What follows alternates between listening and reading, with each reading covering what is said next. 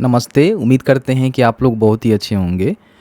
अगर आप बिहार से इंटरमीडिएट पास करके पढ़ाई छोड़ दिए हैं या फिर स्नातक पास करके पढ़ाई छोड़ दिए हैं और कहीं ना कहीं बेरोज़गार हैं, आपके पास किसी प्रकार की कोई भी रोज़गार जॉब्स नहीं है, तो सरकार आपको जो है बेरोज़गारी भत्ता यहाँ पे दे रही है, जिसमें आपको 2 सालों तक 1,000 रुपये प्रति महीना बेरोज़गारी भत्ता मिलेगा। इसका जो ऑनलाइन आवेदन है ना, उसको भी यहाँ पे शुरू किया गया है। अगर कोई मान लीजिए स्टूडेंट इस प्रकार का है और इसका बेनिफिट लेना चाहता है तो बड़ी आसानी से घर बैठे अप्लाई कर सकता है। कैसे अप्लाई करना है पूरी प्रक्रिया बताएंगे। इसके साथ ही साथ किनको बेनिफिट मिलेगा, कैसे मिलेगा, इन केस मान लीजिए आपको बेरोजगारी भत्ता मिलने के बाद सरकारी जॉब मिलता है तो उस कंडीशन में क्या होगा, क्या सरकारी जॉब मिलेगा कि नहीं मिलेगा, इसकी पूरी जानकारी हमने इस वीडियो में बताया हुआ है। वीडियो शुरू से अंत तक लेकर जरूर देखिएगा, क्योंकि बहुत सारे लोग ऐसे हैं जो कि वीडियोज़ को शुरू से अंत तक लेकर नहीं देखते हैं, उनको कहीं ना कहीं सही और सटीक इन्फॉर्मेशन नहीं मिल पाता है। तो आप सभी से रिक्वेस्ट है, वीडियो को शुरू से अंत तक लेकर जरूर देखिए। देखिए, सबसे पहले क्या करना है कि आपको जो है शिक्षाबिंदु.com सर्च करना है, क्योंकि यहाँ पे आपको ईजी वे में लिंक मिल जाता है जिसके माध्यम से अप्लाई कर सकते हैं। इसको ओपन करेंगे तो आपके सामने कुछ इस तरह से इंटरफेस आपको देखने को मिलेगा। यहाँ पे आपको सर्च करना है बेरोजगारी। ठीक है, तो आपके सामने बेरोजगारी भत्ता योजना का जो पूरी जानकारी है देखने को यहाँ पे मिलेगा। यहाँ से इसको ओपन कर लीजिएगा। इसमें सभी जानकारी हमने विस्तार से लिखवाया हुआ है, बताया हुआ है, जिसके माध्यम से कहीं ना कहीं आपको यहाँ पे सारी इन्फॉर्मेशन मिल पाती है। ठीक है, सबसे पहले हम क्राइटेरिया के रिगार्डिंग बात कर लेते हैं। तो देखिए, बिहार राज्य के अस्थायी निवासी हैं तो आपको बेनिफिट मिलेगा। बाकी आपने अगर इंटरमीडिएट पास करके पढ़ाई छोड़ दिया हुआ है या फिर अपने स्नातक पास करके पढ़ाई छोड़ दिया हुआ है, उस कंडीशन में आपको बेनिफिट मिलेगा। अगर इंटरमीडिएट पास करके आपने बेनिफिट ले लिया हुआ है तो स्नातक के लिए अप्लाई नहीं कर सकते हैं। अगर आप स्नातक पास हैं और आगे की पढ़ाई कर रहे हैं तो फिर आपको बेनिफिट नहीं मिलेगा। इसमें केवल जो बेरोजगार हैं, जो कि पढ़ाई करके छोड़ दिए हैं, कहीं रोजगार नहीं कर रहे हैं, उनको ही बेनिफिट मिलता है। तो इसमें इंटरमीडिएट पास नहीं तो स्नातक पास करने के बाद कोई पढ़ाई छोड़ दिया हुआ है तो उसको बेनिफिट मिलेगा। उम्र सीमा की हम बात करें तो 20 से लेकर 25 वर्ष के बीच में होनी चाहिए तो आपको बेनिफिट मिलेगा। अगर आपके घर में कोई सरकारी नौकरी में है या फिर आप खुद हैं तो आपको बेनिफिट नहीं मिलेगा, ध्यान रखिएगा। पूरी तरह से बेरोजगार हैं तो ही आपको बेनिफिट मिलेगा। ठीक है, बस इतना ही क्राइटेरिया है। 2 सालों तक आपको ये बेनिफिट मिलता है। बीच में मान लीजिए आपका कहीं सरकारी जॉब लग जाता है तो फिर आपको लाभ देना बंद कर दिया जाएगा। जिस दिन तक आप लाभ लिए होंगे उसके बाद से लाभ आपको नहीं मिलेगा, कोई दिक्कत नहीं होता है। ठीक है, और बाकी आपको बता दें कि बेसिकली ये नौकरी ढूंढने के लिए, रोजगार ढूंढने के लिए ही पैसे आपको दिए जाते हैं, तो इसमें कोई भी दिक्कत नहीं है। बाद में इसका बेनिफिट लेकर भी आप सरकारी नौकरी की फॉर्म भर सकते हैं, तैयारी कर सकते हैं, कोई भी दिक्कत नहीं होता है। ठीक है, बाकी नीचे आने के बाद यहाँ पे फॉर्म भरने का जो लिंक है आपको देखने को मिलता है, इस पर आपको क्लिक करना है। 7 नीचे के तहत जो है फॉर्म आपको फिलअप करना होता है। तो यहाँ पे देखेंगे आपके सामने जो है इस तरह से इंटरफेस आपको देखने को मिलेगा, जहाँ पे सबसे पहले एप्लीकेंट का जो फर्स्ट नेम है, जो कि उसके मैट्रिक के सर्टिफिकेट के अनुसार होनी चाहिए, वो यहाँ पे लिखेंगे। उसका जो मिडिल नेम है यहाँ पे लिखेंगे। उसका जो लास्ट नेम है यहाँ पे लिखेंगे। अब बहुत सारे लोग यहाँ पे कंफ्यूज हो जाते हैं कि first name, middle name, last name क्या है। तो जैसे मान लीजिए आपका नाम है रमेश कुमार शर्मा, तो रमेश ऊपर, कुमार नीचे और उसके नीचे शर्मा रहेगा। रमेश शर्मा है तो ऊपर यहाँ पे लिखेंगे रमेश और नीचे लिखेंगे शर्मा। यही फार्मूला अप्लाई जाता है। यहाँ पे आपको एक मेल आईडी देना है जो कि आपके पास होनी चाहिए, और एक जो आधार नंबर भी आपको देना पड़ेगा और एक मोबाइल नंबर आपको देना पड़ेगा। ये सारी इन्फॉर्मेशन आपके पास होनी चाहिए। ठीक है, तो यहाँ पे जानकारी को डालकर सेंड OTP के बटन पे क्लिक करेंगे तो आपके जो भी मोबाइल नंबर है और आपने जो भी मेल ID दिया हुआ है ना, दोनों पे यहाँ पे OTP सेंड किया जाएगा। दोनों OTP यहाँ पे डालना होगा। अगर आप वसुधा केंद्र से फॉर्म भर रहे हैं तो यहाँ पे यस कर सकते हैं CSE कंडीशन में, नहीं तो यहाँ पे नो करेंगे। यहाँ पे स्कीम के बारे में आपको जानकारी दी जाती है। तो देखिए, कई सारे स्कीम यहाँ पे चलते हैं जिसका बेनिफिट आप ले सकते हैं। अगर आप बेरोजगारी भत्ता का बेनिफिट लेना चाहते हैं तो यहाँ पे इंटर स्तर का ये आपको देखने को मिलेगा, यहाँ पे देख सकते हैं। और ये जो है ग्रेजुएशन स्तर का है, तो जिसका भी आप भरना चाहते हैं उसका ही सिलेक्शन आपको करना होगा। बाकी KYP और स्टूडेंट क्रेडिट कार्ड के बारे में आप जानते ही हैं। तो जिस भी लेवल का फॉर्म भरना चाहते हैं, अगर आपने 12वीं पास करके छोड़ दिया हुआ है तो उससे भी फॉर्म भर सकते हैं। अगर आपने आपने स्नातक पास करके छोड़ दिया हुआ है तो उससे भी फॉर्म भर सकते हैं। तो जिसका भी आपको फॉर्म भरना है ना, उसका सिलेक्शन यहाँ पे करना है। अब यहाँ पे देखिए, जैसे कि हमने ग्रेजुएशन का सिलेक्शन किया हुआ है तो इसमें पूछ लेता है कि ग्रेजुएशन में आपने BA किया, BSc किया, फिर BCom किया। ठीक है, जो किए हैं उसका सिलेक्शन करके यहाँ पे टिक करेंगे और यहाँ पे सबमिट के बटन पे क्लिक करेंगे। जैसे ही सबमिट के बटन पे क्लिक करेंगे तो यहाँ पे आपका जो रजिस्ट्रेशन है ना, वो सक्सेसफुल यहाँ पे कंप्लीट होता है। यहाँ पे आपका जो भी यूज़र आईडी पासवर्ड है ना, आपके जो भी मोबाइल नंबर ईमेल आईडी है वहाँ पे सेंड कर दिया गया है। यहाँ पे क्या करना है, गो टू होम के बटन पे आपको क्लिक करना है। अब जैसे ही क्लिक करेंगे तो यहाँ पे आपको जो है लॉगिन करना होगा। तो लॉगिन करने के लिए आपका जो मेल आईडी है ना, आपका यूज़र आईडी है और पासवर्ड आपको मिला ही होगा आपके मेल आईडी पे या फिर आपके नंबर पे, ठीक है। तो यहाँ पे यूज़र नेम, पासवर्ड और इस कैप्चा को आपको डालना होगा, जो कैप्चा यहाँ पे लिखा हुआ है जिस तरह से। उसके बाद यहाँ पे लॉगिन के बटन पे क्लिक करेंगे। यहाँ पे बोलेगा कि जो भी हमने आपको पासवर्ड दिया हुआ है ना, उसको चेंज कर लीजिए। तो ओल्ड पासवर्ड आपको मिला है उसको यहाँ पे डालेंगे। न्यू पासवर्ड आपको सेट करना है, जिसमें अपना नाम, स्पेशल कैरेक्टर और कुछ यहाँ पे नंबर दे सकते हैं। उसी पासवर्ड को यहाँ पे कंफर्म करेंगे, फिर यहाँ पे सबमिट के बटन पे क्लिक करेंगे। तो यहाँ पे आपको देखने को मिलेगा कि आपका जो पासवर्ड है ना, वो चेंज हो चुका है, रीसेट हो चुका है। अब यहाँ पे दोबारा आपको लॉगिन करना है। अब यहाँ पे अपना यूज़र नेम, जो आपने पासवर्ड सेट किया हुआ है, उस पासवर्ड को डालेंगे। यहाँ पे कैप्चा को फिल करेंगे, लॉगिन के बटन पे क्लिक करेंगे।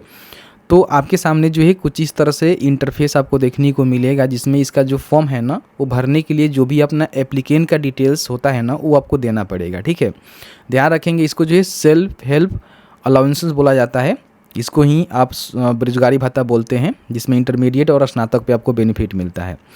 यहाँ पे अपना जो पर्सनल इन्फॉर्मेशन है, जिसमें सबसे पहले मैट्रिक का बोर्ड आपको बताना है कि आपने मैट्रिक कहाँ से किया हुआ है, उसका रोल नंबर, रोल कोड आपको यहाँ पे डालना है और ईयर ऑफ पासिंग बताना है। तो पूरी इन्फॉर्मेशन यहाँ पे निकल के आ जाता है।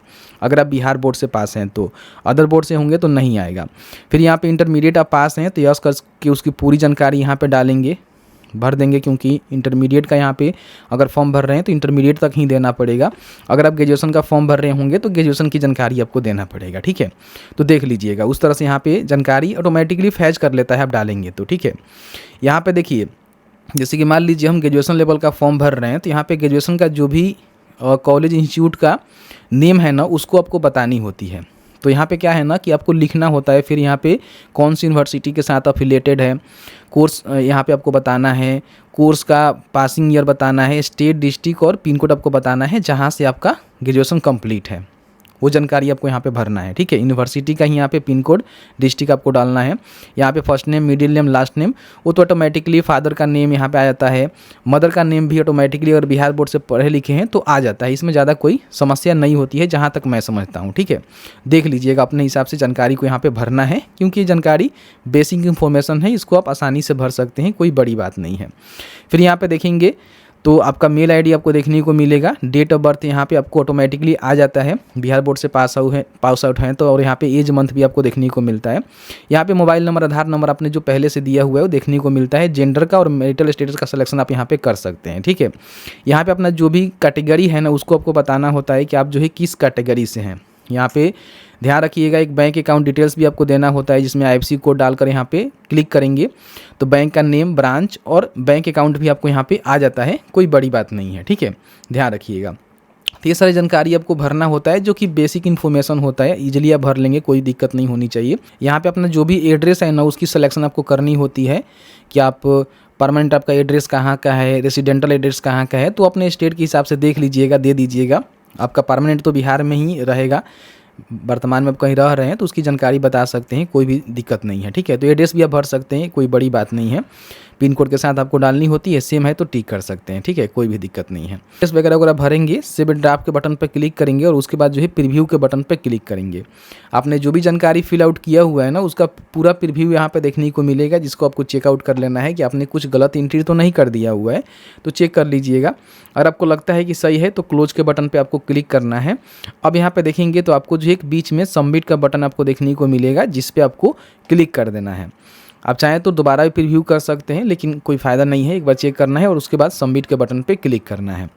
जैसे ही सबमिट के बटन पर क्लिक करेंगे तो यहाँ पे स्कीम की जानकारी आपको देखने को मिलेगा और नीचे देखेंगे तो इसके साथ जो है KYP करने की भी सलाह आपको दी जाती है, क्योंकि बेरोजगार हैं तो कहीं ना कहीं KYP करेंगे तो आपको रोजगार मिलने की पॉसिबिलिटी बढ़ जाती है। तो 3 प्रेफरेंस आप दे सकते हैं कि जो कुशल युवा प्रोग्राम है, KYP है, कहाँ से करना चाहते हैं, जिसमें अपना डिस्ट्रिक्ट और ब्लॉक का प्रेफरेंस यहाँ पर दे सकते हैं। जैसे कि मान लीजिए कि रोहतास का हम यहाँ पे सिलेक्शन करके डाल देते हैं, ठीक है, और एक यहाँ पे हम दूसरे भी ब्लॉक का और तीसरे भी ब्लॉक का सिलेक्शन यहाँ पे कर सकते हैं। मतलब फर्स्ट आपको देना मैंडेटरी है, सेकेंड थर्ड छोड़ भी सकते हैं। बाकी ये सारे डिक्लेरेशन आपको देने होते हैं कि मेरा उम्र ये है, मैं ये क्वालिफिकेशन पास आउट हूँ, कहीं और से बेनिफिट नहीं मिल रहा है, मेरे पास रोज़गार नहीं है, मैं बेरोजगार हूँ, 12वीं के बाद मैंने एडमिशन नहीं लिया हुआ है, फिर ग्रेजुएशन के बाद हमने एडमिशन नहीं लिया हुआ है। तो सारी चीज़ को आपको यहाँ पे टिक करना होता है। तो अपने हिसाब से इसको देख लीजिएगा और यहाँ पे सबमिट के बटन पे आपको क्लिक कर देना है। फिर यहाँ पे ओके के बटन पे आपको क्लिक कर देना है। देखेंगे आपका जो एप्लीकेशन है ना यहाँ पे सबमिट हो गया। यहाँ पे इसका जो भी रिसीविंग है ना उसको मेल पे आप ले सकते हैं, ठीक है। तो यहाँ पे देखेंगे जनरेट ईमेल एक्नॉलेजमेंट का बटन आपको देखने को मिलेगा, जिस पे आप क्लिक करेंगे तो आपके मेल पे एक जो है PDF सेंड कर दिया जाता है, जिसको आपको यहाँ पे डाउनलोड करनी पड़ती है। तो यहाँ पे हम क्लिक कर देते हैं और एक बार जो है मेल को हम चेक करेंगे तो वहाँ पे हमें एक PDF देखने को मिलेगा, या फिर यहीं से देखेंगे डाउनलोड PDF का एक बटन देखने को मिलेगा, यहाँ से भी आप डाउनलोड कर सकते हैं। कई बार क्या होता है कि मेल ID पे आपको देखने को नहीं मिलता है, तो आपको टेंशन नहीं लेना है। सबसे पहले तो यहाँ पे लॉन्ग आउट के बटन पर क्लिक करके लॉन्ग आउट कर लेना है, ठीक है। और फिर आपको क्या करना है कि लॉगिन करना है यूजर नेम, पासवर्ड और कैप्चा कोड डालकर। चलिए मैं यहाँ पे लॉगिन कर लेता हूँ। जैसे ही लॉगिन करेंगे तो आपका जो डैशबोर्ड है ना कुछ इस तरह से खुल के आएगा। यहाँ पे देखेंगे तो आपको जो है डाउनलोड PDF का बटन देखने को मिलेगा, यहाँ से भी PDF को डाउनलोड कर सकते हैं, या फिर आपके मेल पे गया होगा तो वहाँ से भी डाउनलोड कर सकते हैं। तो जैसे ही डाउनलोड करेंगे तो आपके सामने जो है कुछ इस तरह से PDF आपको देखने को मिलेगा, जिसमें सारी जानकारी आपको देखने को मिलेगा जो आपने भरा हुआ है। यहाँ पे एक पासपोर्ट साइज फोटोग्राफ क्या करना है ना कि आपको यहाँ पे चिपका लेना है, ठीक है। बाकी सभी जानकारी यहाँ पे अपने ऑनलाइन फिल किया हुआ है, वही जानकारी आपको देखने को मिलेगा। बाकी यहाँ पे घोषणा आपको देखने को मिलेगा कि आपने क्या क्या घोषणा लिया हुआ है, कि हाँ इस चीज़ों को मैं फुलफ़िल कर रहा हूँ, किसी प्रकार की गलत एंट्री जानकारी मैंने नहीं दिया हुआ है। तो ये सारी चीज़ों को आप देख लीजिएगा। बेसिकली इसमें कौन कौन से प्रमाण पत्र लेकर जाने होते हैं उसकी भी यहाँ पे पूरी लिस्ट आपको दी गई होती है कि ये प्रमाण पत्र आपको लेकर जाने होते हैं, ठीक है। अब इसको क्या करना है कि आपको जो है DRCC ऑफिस लेकर जानी पड़ती है। अपना जो भी डॉक्यूमेंट आपने लगाया हुआ है वो डॉक्यूमेंट और एप्लीकेशन का जो आपको प्रिंट आउट ये वाला मिला हुआ है ना, इसको प्रिंट करके, ठीक है। अब यहाँ पे देखिए कौन कौन से डॉक्यूमेंट, तो यहाँ बताया गया है कि अगर आप स्नातक पास हैं तो उसका परीक्षा का उत्तीर्णता प्रमाण पत्र, या फिर अपने 12वीं पास है तो वो लेकर जाएंगे। अगर 12वीं जैसे 10वीं आपको जो है उम्र सीमा अप्रूव करने के लिए लेकर जाना होगा 10वीं का सर्टिफिकेट। फिर यहाँ पे आपको बैंक अकाउंट लेकर जाना होगा, आधार कार्ड लेकर जाना होगा, और स्नातक वगैरह वगैरह की चीज़ें हैं वो आपको लेकर जाना होगा। और ध्यान रखिएगा विद्यालय परित्याग पत्र यानी कि जो कॉलेज लिविंग सर्टिफिकेट है ना ओरिजिनल में आपको लेकर जाने होते हैं। तो ये सारे चीज़ आपको लेकर जाने होते हैं DRCC ऑफिस। यहाँ पे हेल्पलाइन नंबर भी है जिससे बात भी कर सकते हो। वैसे आपके पास कॉल भी आ जाता है, बाद में आपको ये पावती रिसिप्ट मिलेगा जब आपका वहाँ पे अप्रूवल मिल जाएगा, जमा कर लिया जाएगा, ठीक है। तो DRCC ऑफिस आपको जाना होता है, जिसकी पूरी यहाँ पे एड्रेस भी आपको देखने को मिल जाता है कि आपका जो DRCC ऑफिस है वो कहाँ है, ठीक है। और देखिए 60 दिनों के अंदर किसी भी कार्य दिवस पे आप 10 से लेकर 5 बजे के बीच में जा सकते हैं अपने DRCC ऑफिस, और वहाँ से इसको वेरीफाई आपको करवाना पड़ता है। डॉक्यूमेंट वेरीफाई होता है, फिर आपका जो स्कीम है ना वो लागू हो जाता है, जिसके माध्यम से आपको कहीं ना कहीं यहाँ पे प्रत्येक महीना 1000 रुपये का जो पेमेंट है ना सरकार आपको देती है। अगर आपको DRCC ऑफिस का एड्रेस नहीं मिल रहा है तो यहाँ पे कॉन्टैक्टर्स के बटन पर क्लिक करेंगे तो जिस भी डिस्ट्रिक्ट से है ना उसके सामने देखेंगे तो मैनेजर का नेम, डिस्ट्रिक्ट का नेम, मोबाइल नंबर और उनका पूरा यहाँ पे एड्रेस आपको देखने को मिल जाएगा। तो इसी एड्रेस पे जाकर आपको वेरीफाई करवानी पड़ती है। आई होप आपको वीडियो अच्छा लगा है तो वीडियो को लाइक कर दीजिएगा। आपके मन में किसी प्रकार की कोई भी सवाल होगा इस वीडियो से रिलेटेड हमें ज़रूर पूछिएगा, जहाँ तक हमारी नॉलेज होगी हम आपके साथ साझा करने की पूरी कोशिश करेंगे।